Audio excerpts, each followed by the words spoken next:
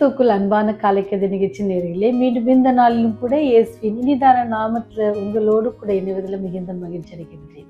இந்த நாள் உங்களுக்கு இனிய நாளாக இருக்க இயேசுவின் நாமத்துல வாழ்த்துதல் கூறுகிறேன். இன்னைக்கு நமக்கு வருகிற செய்தி எங்க இருந்து அப்படின்னு சொன்னா, நம்ம விசுவாசத்தோட ஜெபிக்கணும் அப்படின்னு சொல்லி வருது.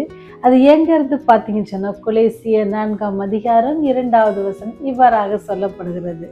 இடைவிடாமல் ஜெபம் பண்ணுங்கள், சோஸ்திரத்துடனே ஜெபத்தில் விழித்திருங்கள் அப்படின்ட்டு சொல்லப்படுகிறது. நீங்க எல்லாரும் யோசிப்பீங்க, என்னடா நாம ஏன் ஜெபிக்கணும் அப்படின்னு சொல்லி உங்களுக்குள்ள ஒரு கேள்வி இருக்குன்னு சொன்னா, அதற்கான பதிலும் உங்களுக்கு தெரியும் ஏன் நம்ம ஜெபிக்கணும் அப்படின்னு சொல்லி. நீங்க வீட்டுல பாத்தீங்க அப்படின்னு சொன்னா, நம்ம பிள்ளைங்களுக்கு இப்போ மணி 1 மணி ஆச்ச உடனே என்ன நம்ம நினைப்போம்னா, இது லஞ்ச் டைமு, இப்போ இந்த பிள்ளைங்களுக்கு சாப்பாடு கொடுக்கணும் அப்படின்னு சொல்லி நாம் என்ன செய்வோம் அப்படின்னு சொன்னா, பிள்ளைங்க நம்மகிட்ட கேட்க மாட்டாங்க. அவங்க நல்லா ஜாலியாக விளையாடிட்டு இருப்பாங்க, இல்லைன்னா டிவி பார்த்துட்டு இருப்பாங்க. ஆனால் அம்மா என்ன செய்வாங்க அப்படின்னு சொன்னால், சாப்பாடெல்லாம் போட்டு வாங்க டைம் ஆச்சு சாப்பிடுங்க அப்படின்ட்டு சொல்லுவாங்க. பிள்ளைங்க கேட்டாங்களா? பிள்ளைங்க கேட்கல. ஆனால் என்ன செஞ்சது அம்மாவுக்கு தெரியும். அப்போது சில வேளைகளில் நீங்களும் நானும் கேட்காமலே என்ன செய்வாங்க சொன்னால், ஆண்டவர் அநேக காரியங்களை நமக்கு தருவார். உதாரணத்துக்கு பார்த்தீங்கன்னு சொல்ல, சாலமன் ஞானியை பாருங்க. அவர் நிறைய எதுவுமே கேட்கல. ஆண்டவர்கிட்ட கேட்டது ஒரே ஒரு காரியம்தான், எனக்கு இந்த ஜனங்களே நல்லபடியாக நடத்த அல்லது விசாரிக்க, நியாயம் தீர்க்க எனக்கு என்ன செய்யுங்க, நீங்க ஞானத்தை கொடுங்க அப்படின்னு கேட்டாங்க. ஆனா ஆண்டவர் பார்த்தீங்கன்னா, அவர் கேட்காத அநேக காரியங்கள், அவருக்கு மனம் சலித்து போகிற அளவுக்கு அவருடைய நாட்கள்ல, அவருடைய ராஜ்யபாரம் பண்ண நாட்கள்ல பார்த்தீங்கன்னு சொன்னா மிகவும் சமாதானம், யாருமே அவர்கிட்ட சண்டைக்கே வரல. அப்பேற்பட்ட ஒரு நல்ல ஒரு காரியம் கேட்டாங்களா? கேட்டது என்னது? ஞானம் கேட்டாங்க, ஆண்டவர் எல்லாமே கொடுத்தாங்க. சில வேளையில நீங்களும் நானும் கேட்டிருப்போம், ஆனா அதுக்கு என்ன செய்யாது, பதிலே கிடைச்சிருக்காது. நாம ஏன் ஆண்டவர்கிட்ட கேட்கிறோம்னு சொன்னா, சில நேரத்துல பிள்ளைங்க சமைச்சிட்டே இருக்கும் பொழுது சாப்பாடு கேட்பாங்க. அவங்களுக்கு தெரியாது இன்னும் டைம் ஆகல, இன்னும் மம்மி சமைச்சு முடிக்கலன்னு தெரியாது. ஆனா அம்மா கிட்ட என்னது ஏதாவது சாப்பிட கொடுப்பாங்க அப்படின்னு சொல்லி என்ன செய்ய வருவாங்க. இந்த மாதிரி நமக்கே இவ்வளவு ஒரு காரியங்கள் இருக்குது அப்படின்னு சொன்னா, ஆண்டவர் உங்களையும் என்னையும் படைத்தவர் நம் வாழ்க்கையில எப்படிப்பட்ட காரியங்கள் நமக்கு தேவை அப்படின்னு சொல்லி எல்லாவற்றையும் அவர் அறிந்திருக்கிறார்.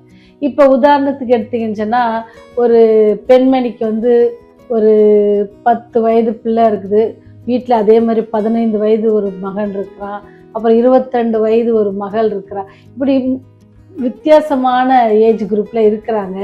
அப்படி இருக்கும் பொழுது அம்மாவுக்கு தெரியும் யாராருக்கு என்னென்ன செய்யணும், யாராருக்கு எப்பப்போ என்னென்ன கொடுக்கணும் அப்படின்னு தெரியும். ஸ்பெஷலாக படிப்பு பார்த்தீங்கன்னு சொன்னால், கல்லூரிக்கு போகிறதுக்கு அவங்களுக்கு என்ன கோர்ஸ் எடுக்கும், இதெல்லாம் யார் எடுத்து செய்வாங்கன்னு சொன்னால், தாயும் தகப்பனும் பிள்ளைக்காக என்ன செய்வாங்க, இவருடைய எதிர்காலம் நல்லா இருக்கணும் அப்படின்னு சொல்லி பிரயாசப்பட்டு எங்கேயாவது ஸ்பெஷல் கோச்சிங் இருந்துச்சுன்னா அங்கே கொண்டு போய் சேர்ப்பாங்க. ஏன்னுச்சுன்னா அதில் நிறைய மதிப்பெண்கள் எடுத்தாங்கன்னா மருத்துவக் கல்லூரிக்கு நம்ம சேர்க்கலாம், அல்லது இன்ஜினியர் படிக்கிறதுக்கு நம்ம சேர்க்கலாம்னு சொல்லி அநேக முயற்சிகளை எடுப்பாங்க. ஏன் அப்படின்னு சொன்னால், பிள்ளைங்க யார், அப்பா அம்மாவை நம்பி இருக்குது. ஆனால் அந்த பிள்ளைங்க எதுக்கும் கவலைப்படுவாங்கன்னா கிடையாது. ஆனால் நீங்களும் நானும் ஏசப்பாவை நம்புகிறோம், விசுவாசிக்கிறோம் அப்படிலாம் சொல்கிறோம். ஆனால் நம்முடைய நிலைமை எப்படி இருக்குது? இந்த சிறு பிள்ளைகளை போல நாம் ஆண்டவரை நம்பி இருக்கிறோமா?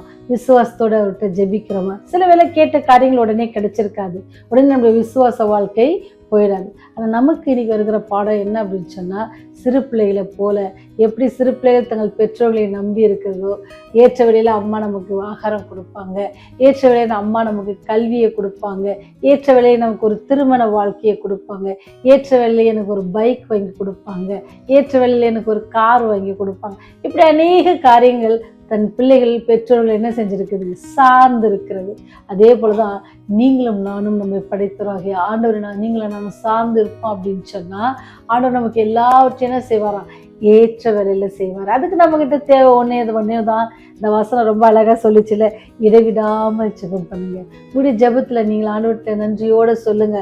நினைச்சு பாருங்க, இந்த நாள் ரொம்ப நாள் கூட எடுக்க வேண்டாம், இந்த நாள்ல காலையில நீங்க எழுந்துச்சு வெளியே போயிட்டு திரும்பி வீட்டுக்கு வர்ற வரைக்கும் நடந்த காரியங்கள் ஒவ்வொன்றிலும், நீங்க ரோடு கிராஸ் பண்ணும் பொழுது, அல்லது நீங்கள் ஒரு வாகனத்தை ஓட்டி செல்லும் பொழுது, அல்லது பேருந்தில் நீங்கள் ஏறி செல்லும் பொழுது, எல்லாவற்றிலும் நினச்சி பார்த்தா ரொம்ப ஆச்சரியமாக இருக்கும். நம்ம கண்ணு முன்னாடியே ஒரு பைக்கார கீழே விழுந்திருப்பான், அப்படிலாம் இல்லாதபடிக்கு உங்களை காத்து வந்தாங்களே, அவங்களுக்கு நீங்கள் என்ன செய்யுங்க, நன்றியோட ஆண்டவருக்கு நீங்கள் என்ன செய்யலாம், நன்றி செலுத்தலாம். உங்கள் ஜெபத்தில் விசுவாசம் பலப்படணும் அப்படின்னு சொன்னால் முதல்ல நமக்கு வர வேண்டிய காரியம் என்ன அப்படின்னு சொன்னால் நன்றி செலுத்தணும். கிடைக்காத பொருளுக்காக வருத்தப்படாதபடிக்கு கிடைத்தவர்களுக்காக நம்ம என்ன செய்யணுமோ ஆண்டவருக்கு நன்றி சொல்லணும். அடுத்து மனம் விட்டு நம்ம பேசணும். ஆண்டவர்கிட்ட மனம் விட்டு பேசும் பொழுது ஆண்டவர் என்னது தெரியாதா ஆண்டவருக்கு எனக்கு என்ன தேவை, என்னுடைய கவலை என்ன, நான் ஏன் கண்ணீர் விடுறேன், இதெல்லாம் அவருக்கு தெரியாதா?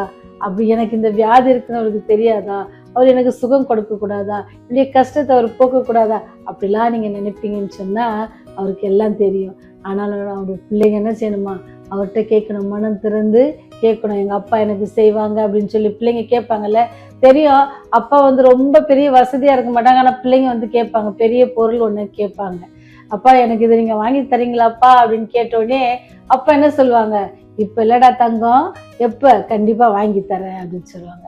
அப்பாட்ட காசு இருக்காது, ஒருவேளை ஃப்யூச்சரில் கூட வாங்கி கொடுக்குற அளவுக்கு அவருக்கு வசதி இருக்காது.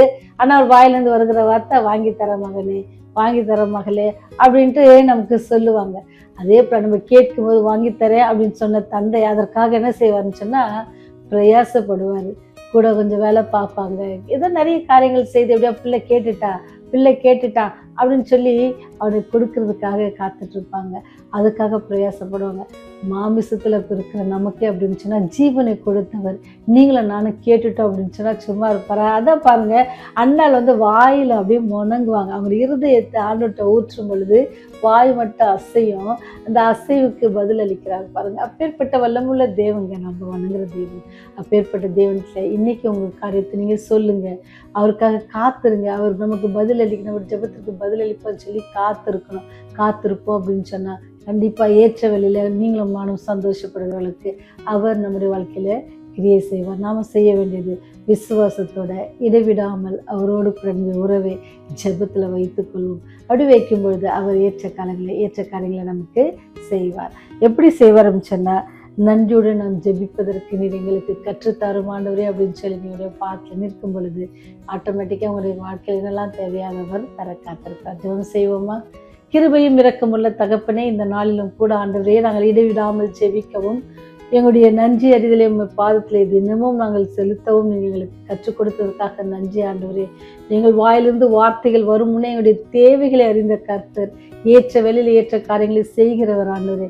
எல்லாவற்றையும் கருத்தில் ஒப்பு கொடுக்குறோம். ஒருவேளை இந்த காரியம் நடக்குமோ நடக்காதோ என்று சொல்லி விசுவாச குறைவினால் இருக்கிற எல்லா காரியத்தையும் நீங்கள் நீக்கி போட்டு எங்கள் தேவனால் செய்ய எல்லாம் கூடும் என்ற அந்த விசுவாசத்தோட இந்த செய்தியை கேட்கிற பிள்ளைகள் கடந்து செல்லும்படியாக ஆண்டவரே நீர் கிருபை பாராட்ட வேண்டும். அவருடைய பாட்டில் கெஞ்சி முன்னார்கள் ஒருவேளை வியாதியோடு கஷ்டப்படுவாங்கன்னு சொன்னா கர்த்தாவே நீங்கள் அவங்களுக்கு கிருபை பாராட்டுங்க ராஜா. உடைய கிருபை நிமித்தம் நாங்கள் ஆண்டவரே விடுதலை காண நீங்கள் கிருபை செய்யுங்க. தேர்வு எழுதுகிற பிள்ளைகளுக்காக செபிக்கிறோம் ஆண்டவரே. ப்ராக்டிக்கல் எக்ஸாம் எழுதுகிற பிள்ளைகளுக்காக செபிக்கிறோம். ஒவ்வொரு நீங்கள் கண்ணோக்கி பார்த்து ஆசீர்வதிங்க, ஞானத்தினால் நிரப்புங்க ஆண்டவரே. உடைய அன்பில் இப்போது நாங்கள் நிலைத்திருக்க கிருபை செய்யுங்க. சாத்தானை எங்கிருந்து அப்புறப்படுத்துங்க. உடைய நித்திய ராஜ்யத்தை நாங்கள் உம்மோடு நித்தியமாக வாழ்வதற்கான பெரிய ஸ்லாக்கியத்தினை எங்களுக்கு தர வேண்டுமா? இயேசுவின் வழியாய் ஜெபிக்கிறோம் ஜீவனுள்ள பரலோக தந்தையே. ஆமென், ஆமென்.